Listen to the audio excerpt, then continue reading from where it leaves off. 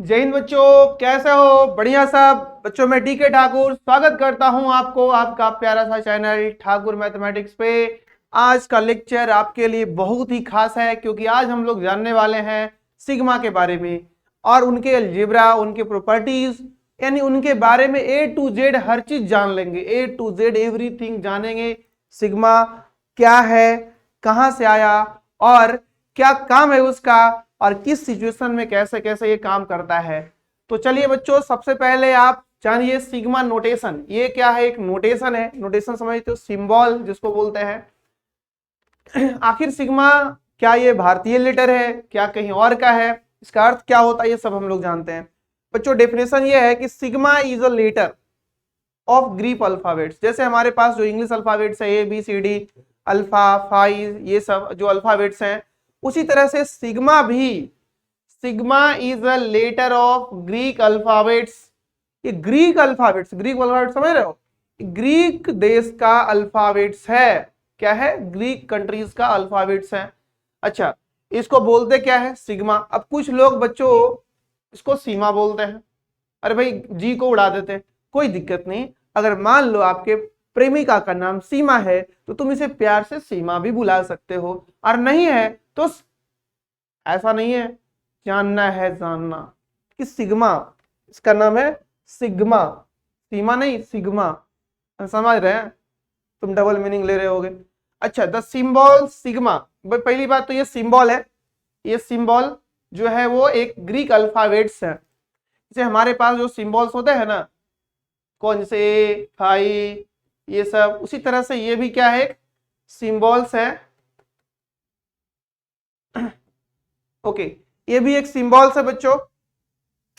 कैसा सिंबल्स है? सॉरी, ये भी सिंबल है जो रिप्रेजेंट करता है sum of similar terms. Similar terms मतलब एक ही तरह के जो फंक्शंस है, उनके उन फंक्शंस के बेसिस से जो सम निकलने वाला है, उन फंक्शंस के हिसाब से जो सम निकालने वाला है वो बताता है। इसीलिए बोला इन्होंने क्या? सिमिलर टर्म बोला है। क्या बोला इन्होंने? सिमिलर टर्म बोला है। सिमिलर टर्म्स का मतलब कि एक ही जैसे टर्म्स का सम देने वाला है। अब कहोगे सर ये कैसे हो गया? एक ही जैसे वाले टर्म्स का सम कैसे देगा? जैसे मैं आपको बता दूं कि बच्चों अगर तुम एग्जाम्पल में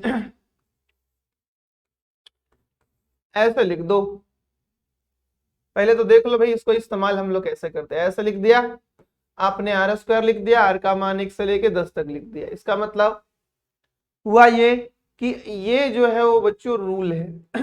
है ना? क्या है? रूल है। रूल आपको दिया हुआ है, स्क्वायर करना है। ये बताएगा, है ना, ये बताएगा आपको सम, और ये बताएगा स्टार्ट कहां से करना है, और ये बताएगा एंड कहां करना है।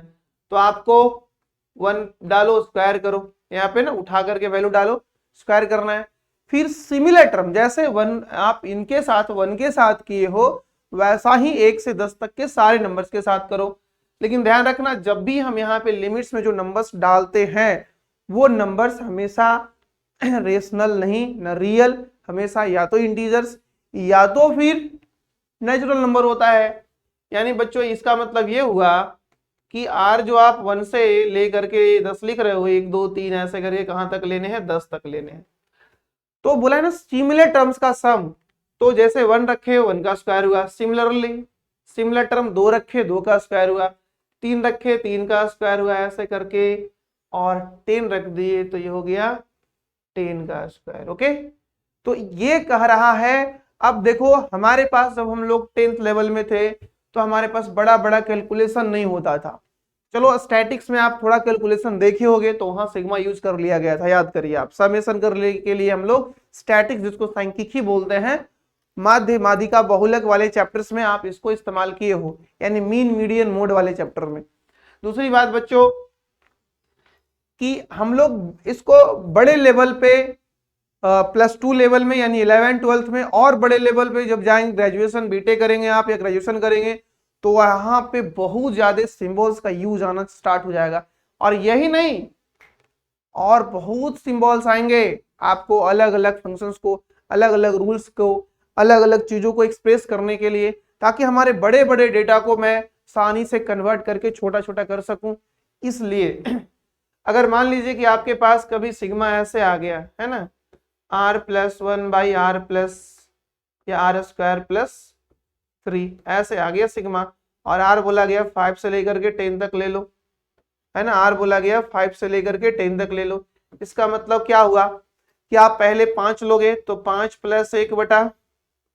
1/5² + 3 एडिशन विथ फिर सिमिलर टर्म, तो इसके जैसा सिमिलर टर्म फिर यही टर्म लेना है, बट केवल 6, इस बार 6 डालेंगे बच्चों, 6² + 3, और ऐसे कहां तक चलेगा, तो ऐसे चलने वाला है 10 तक, यानी 10 + 1 और नीचे होगा 10² + 3। ये हुआ ये हुई बात। अगर आपको ऐसे बोल दिया जाए कि 1 2 3 ... 100 तक लिखो, तो तुम ऐसे लिखने में आपको परेशानी क्या आएगा, स्टार्टिंग के 3 सीक्वेंस, स्टार्टिंग के 3 लेटर्स, 3 नंबर्स आपको लिखना होगा सीक्वेंस पकड़ने के लिए, फिर अंतिम के बीच में 3 डॉट डालने होंगे, एक डॉट कम है चलो डाल देते हैं, और उसके बाद लास्ट का नंबर, तो भी जगह काफी हो गया। अब इन्हें सिग्मा सिंबल में डालें तो बोलो हर बार क्या है, एक एक बढ़ रहा है, यानी मैं r लिख दूं, r का मान 1 से लेके 100 लिख दूं। देखो कितना आसानी से पूरा इतना बड़ा डेटा को हमने आसानी से एक्सप्रेस कर लिया, एकदम आसानी से एक्सप्रेस कर लिया, बिल्कुल सही। अगर कभी ऐसे दे दिया जाए,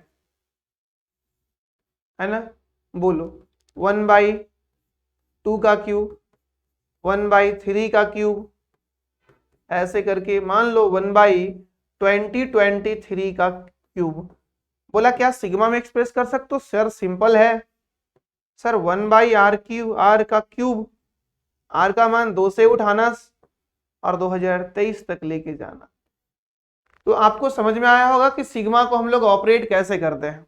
अगर मुझे सम दिया रहे तब भी मैं सिग्मा के सिंबल में एक्सप्रेस कर सकता हूं, और अगर हमें सिग्मा सिंबल दिया रहे तब भी हम उसे सम में लेके जा सकते हैं। बच्चों समझ में आ गई बात। कभी कभी हम लोग ऐसे भी कर सकते हैं, इन जनरली कभी कभी हम लोग ऐसे भी करते हैं कि ये बात ध्यान रहे आपको कि सिग्मा, मान लो n का वैल्यू 1 to 10 है, सपोज करो, तो इसे हम लोग सिंपली सिग्मा n लिख देते हैं और यहाँ 1 to 10 भी लिख सकते हैं। कभी कभी देखोगे ऐसा इन जनरली ये जो लिमिट डाला हुआ है ना, वो इनके लिए ही डाला हुआ है, ओके, जो यहाँ पे फंक्शन है उनके लिए डाला हुआ है, एक बात ध्यान रखिए। समझ में आ रही बात, बोलो। और कभी कभी ये भी होगा आपके साथ कि आपके पास सिंबल्स रहेंगे तो लिमिट आप नहीं बना पाएंगे। जैसे मान लीजिए आपके पास 3 सिंबल है a + b + c, अब इनको सिग्मा में एक्सप्रेस करने हैं, ओके, या फिर आपके पास 3 नंबर्स है, 3 नंबर्स है, सोचो आपके पास 3 नंबर्स है ना, नंबर्स है a b और c, या 3 सिंबल्स है, समझिए, तो क्या आप इसे सिग्मा सिंबल में डाल सकते हैं। a + b + c को अगर हम सिग्मा सिंबल में डालना चाहें तो डाल सकते हैं, बिल्कुल डाल सकते हैं बच्चों। हम लोग इसे सिग्मा a भी लिख सकते हैं, लेकिन यहाँ लिमिट नहीं बन सकता है, यहाँ लिमिट नहीं बन सकता। इसका अर्थ ये हुआ sum of terms taken at a time, है ना, sum of terms taken one symbol at a time, ये हुआ इसका अर्थ, समझ गए। अब मान लो किसी बच्चा को कहना है कि सर क्या मैं इसे सिग्मा भी ना लिखूं, बिल्कुल लिख सकते हो। बच्चों ये क्या कह रहा है, कह रहा है एक सिंबल उठाना है और जोड़ते चला जाना है, ये कह रहा है। अब ये स्टार्टिंग का लिखा, ये देखो सिंबल्स में कौन बड़ा है, क्या तुम कह सकते हो यहाँ पे कि ये सिंबल बड़ा है बी सिंबल छोटा है, ये नहीं बोल सकते हो ना, बोलो नहीं बोल सकते हो, नहीं बोल सकते हो तो फंस गए ना तुम, बोलिए फंस गए कि नहीं। तो इन जनरली आप ऐसे भी लिखोगे तो हमें कोई आपत्ति नहीं ना, तो एग्जामिनर को कोई आपत्ति, ऐसे भी लिख दो यार, लेकिन प्रयास करना चाहिए कि जहां से फंक्शन स्टार्ट हो रहा है ना, जहां से फंक्शन स्टार्ट हो रहा है वहां से हम वो सब डालें।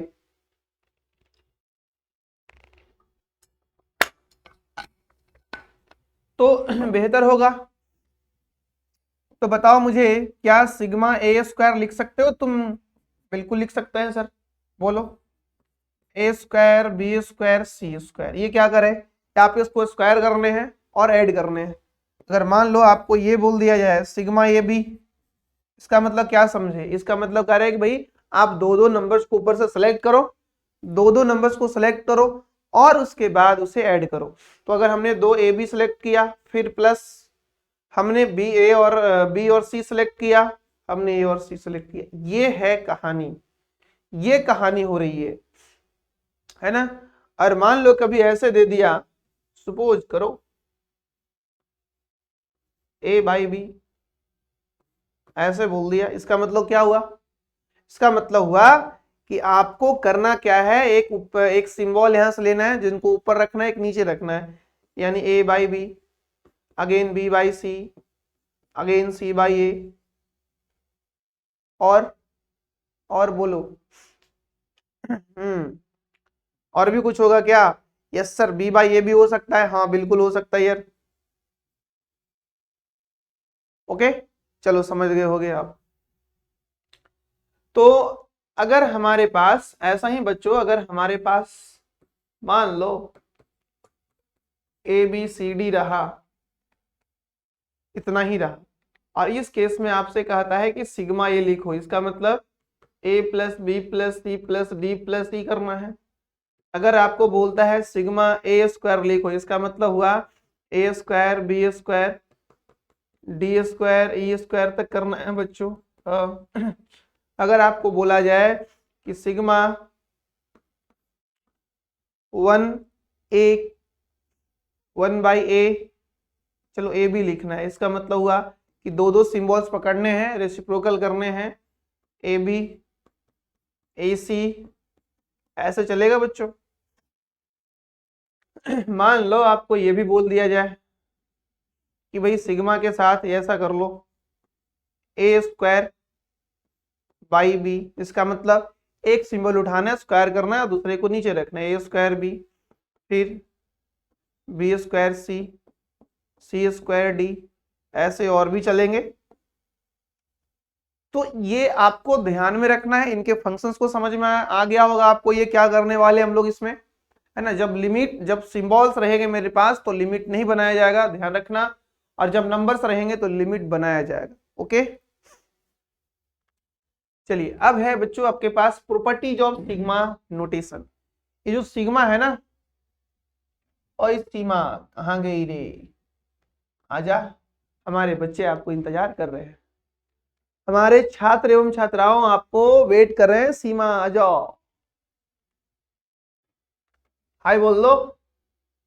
चलो, पहला प्रॉपर्टीज है बच्चों ये कि अगर कभी आपने ये इस्तेमाल किया सिग्मा ए आर, आर का वैल्यू 1 to n या कहीं से भी, इसका मतलब ये हुआ कि आपने आर का मान 1 डाला, डाल दो, आर का मान 2 डाला, आर का मान 3 डाला, और ये कहां तक जाएगा बच्चों, एंड तक ए। तो अब कभी भी सिग्मा ऐसा कोई सिंबल्स रहे, इनका मतलब ये, सपोज करो आपके पास कभी ऐसा भी रह सकता है सिग्मा टी एन, है ना, सिग्मा टी एन, एन का वैल्यू 1 to n, ये भी रह सकता है, टी आर भी रह सकता है, इनका मतलब भी हुआ T1 plus T2 plus T3 dot dot Tn। ठीक है, दूसरा ये है बच्चों क्या है दूसरा, कि अगर दो दो फंक्शंस रहे और जोड़ और घटाव कहीं भी चला जाए, यानी दो अलग अलग फंक्शंस रहे और ये आर का मान 1 to n रहे, तो हम इसे अलग अलग करवा सकते हैं। मतलब चलो आज पिंक पिंक कर दे, इनको इनके साथ, फिर इनको इनके साथ, मतलब कि ये बोल सकते हैं कि सिग्मा जो है वो डिस्ट्रीब्यूटिव हो जाता है एडिशन और सब्ट्रैक्शन के रिस्पेक्ट में। ओके, सिग्मा जो है वो डिस्ट्रीब्यूटिव हो जाता है एडिशन और सब्ट्रैक्शन में, यानी ये अलग अलग हो जाएगा, sigma A are plus minus जो साइन रहेगा रहने दो, सिग्मा बी आर, आर का वैल्यू बच्चों 1 to n, आर का वैल्यू 1 to n। ओके, तीसरा ये है कि अगर आपके पास प्रोडक्ट आ गया A R into B R, तो आर का मान 1 to n, आप इसको कभी भी ऐसे नहीं कर सकते, है ना, आप कभी भी इनको ऐसे नहीं कर सकते सर मैं सिग्मा ए आर कर लूं, ओके, फिर सिग्मा बी आर कर लूं, गड़बड़ हो जाएगा बच्चों ऐसे। ठीक है, ये ऐसे करने से गड़बड़ हो जाएगा, मतलब कि सिग्मा जो है वो प्रोडक्ट के रिस्पेक्ट में डिस्ट्रीब्यूटिव नहीं होता है। फिर से मैं बता दूं आपको, सिग्मा प्रोडक्ट के रिस्पेक्ट में डिस्ट्रीब्यूटिव नहीं होता है और न ही डिवीजन के रिस्पेक्ट में भी ये डिस्ट्रीब्यूटिव होता है। मतलब अपना फोर्थ नंबर जो है वो sigma A R by B R अगर हो तो हम कभी भी इसे sigma A R by sigma B R नहीं कह सकते। ओके, लिमिट तो होगा ही यार। अब तुम चलो सर ऐसे नहीं कर सकते तो करेंगे क्या, है ना, करेंगे क्या सर, क्या छोड़ देने होंगे सवाल को? बिल्कुल नहीं बच्चों, इनका करेक्ट वे जो है वो ये है ना, करेक्ट वे जो है वो ये है, करेक्ट वे।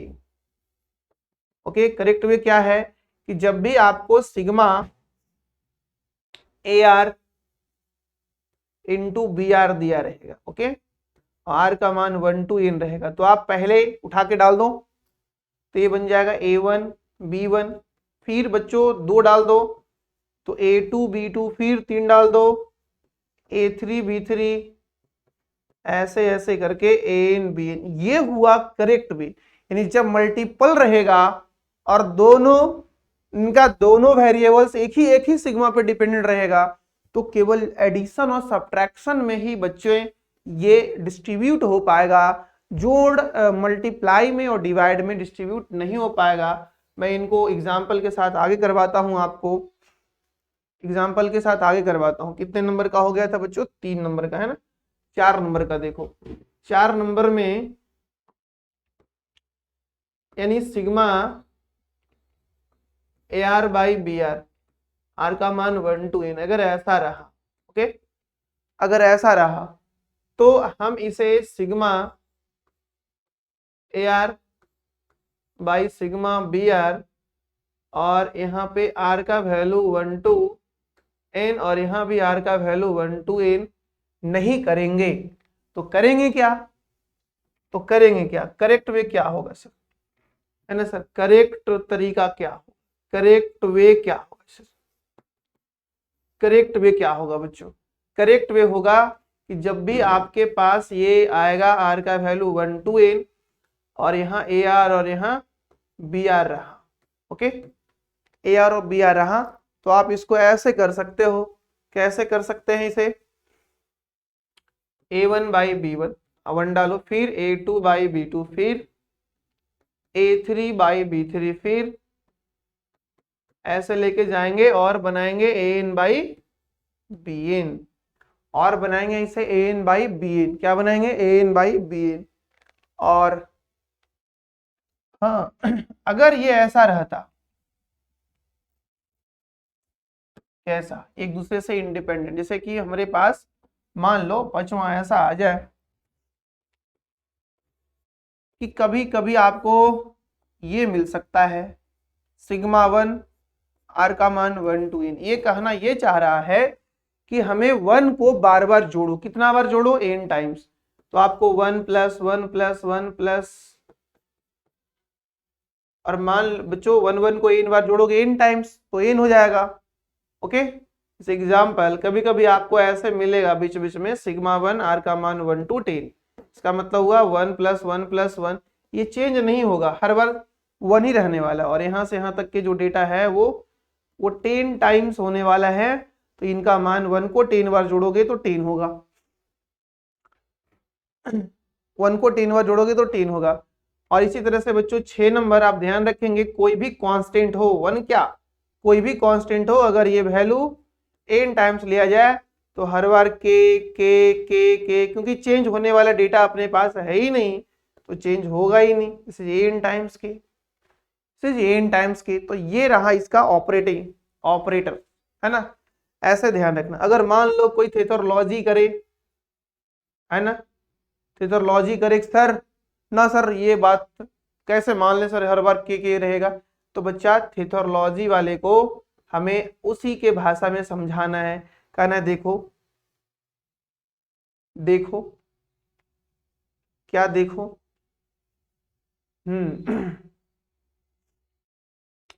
ऐसा कर लो भाई, कैसा कर लो, 5 नंबर यहाँ बता देते हैं, तो 6 7 हो जाएगा ये। ओके, ये हो जाएगा आपका 6 और यहाँ कर देंगे हम लोग 7। 5 में क्या बता रहे हैं कि अगर अगर अगर अगर कोई कांस्टेंट आ जाए और वेरिएबल भी रहे, तो कांस्टेंट का मतलब जो चेंज नहीं होगा, तो चेंज नहीं होगा तो बाहर हो जाओ तुम, जो चेंज होने वाला है वो अंदर रहेगा, यानी ए आर का मान 1 to n ऐसा हो जाता है। मीन्स कहो तो के बाहर हो जाएगा और ये जुटेगा A1 A2 A3 dot dot A। तो ये हो गए सिग्मा को ऑपरेट करने का कुछ प्रॉपर्टीज हैं जिसे ध्यान रखना है। इनमें भी वही होगा बच्चों, तुम चाहो तो के को बाहर कर लो। बच्चों रुक जाओ, अभी बाहर करेंगे, अभी बाहर करेंगे, अभी क्या के को आर के पावर के इंटू आर के पावर 0 लिखूं, कोई दिक्कत आपको? नो सर, आप पढ़ाओ सर, दिक्कत हो जाए। बोलो, आर के पावर 0, आर का मान 1 to n, और तुम चाहो तो के रख दो, हर बार 1 रखो, 0 2 रखो, पावर 0 3 रखो, पावर 0 n टाइम्स रखो, पावर 0, और हर बार बच्चों आएगा 1 1 1 1 1 1। तो तुम ही बताओ 1 1 को n टाइम्स जोड़ोगे तो क्या होगा, n होगा क्या? तो n टाइम्स के। अब तुम बताओ, क्या हर बार मुझे ये सब ऑपरेटिंग सिस्टम आपको समझाना होगा? क्या एवरी टाइम्स बताना होगा? नहीं ना। तो ये ध्यान रखेंगे, आपको प्रॉब्लम को सॉल्व करने में ये सारे मदद करने वाले हैं, ये सारे मदद करने वाले। ओके, चलिए देख लो एक बार बढ़िया से। 1 1 को n टाइम्स जोड़ोगे n होगा, और k को n टाइम्स जोड़ोगे n k होगा। चलो बच्चों, और अगला मतलब कि अगर ऐसा हो कि दोनों सिग्मा एक दूसरे से इंडिपेंडेंट हो, जैसे सिग्मा कभी कभी डबल सिग्मा आ गया, यहां दे दिया ए आई और यहां दे दिया बी जी। ओके, डीजे नहीं, ये आई पे ऑपरेट कर रहा है, आई का मान 1 to n, और ये जे के लिए ऑपरेट कर रहा है, ऐसा है।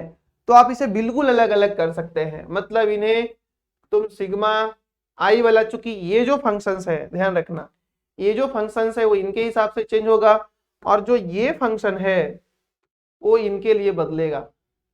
इस सिग्मा को इनसे कोई मतलब नहीं तो इनके लिए ये बाहर हो जाएगा, और इस सिग्मा को इनसे कोई मतलब नहीं तो ये बाहर हो जाएगा। तो ये बन जाएगा ऐसा, कैसा कैसा, ये बनेगा ऐसा, सिग्मा ए आई और आई का वैल्यू 1 to n इनटू बच्चों यहां बन जाएगा सिग्मा बी जे, और ये हो जाएगा जे का वैल्यू 1 to n। ये रहा आपका 8वां प्रॉपर्टीज। किसका? 8वां प्रॉपर्टीज। किसके लिए बताओ, किसके लिए रहा ये? तो सिग्मा के जो प्रॉपर्टीज हम लोग कर रहे थे उसके लिए 8वां प्रॉपर्टीज रहा। और आपको कहीं भी कोई कंफ्यूजन है तो फटाफट मुझे बताओ कहाँ पे दिक्कत है, कहीं दिक्कत है क्या? और नहीं दिक्कत है तो बोलो, मैं आगे बढ़ूँ? यस सर, बढ़ लो सर आगे। ओके बच्चों, तो क्या क्या सीखे एक बार देख लो स्टार्टिंग से।